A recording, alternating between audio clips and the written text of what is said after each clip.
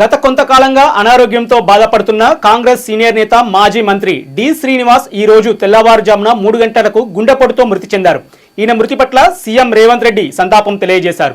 D Srinivas యొక్క అంత్యక్రియలు అధికారిక లాంఛనాలతో జరపాలని చెప్పేసి అధికారులకు ఆదేశాలను సూచించారు రేవంత్ రెడ్డి. ఈ మేరకు డి శ్రీనివాస్ యొక్క అంత్యక్రియలు రేపు అధికారిక లాంఛనాలతో జరగనున్నాయి.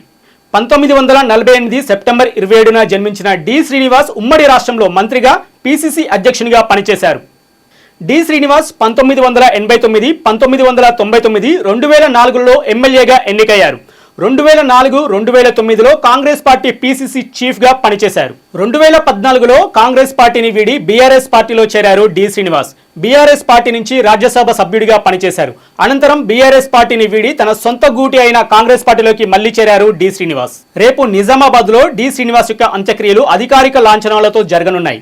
వారి ఆత్మకు శాంతి చేకూరాలని ప్రార్థిద్దాం.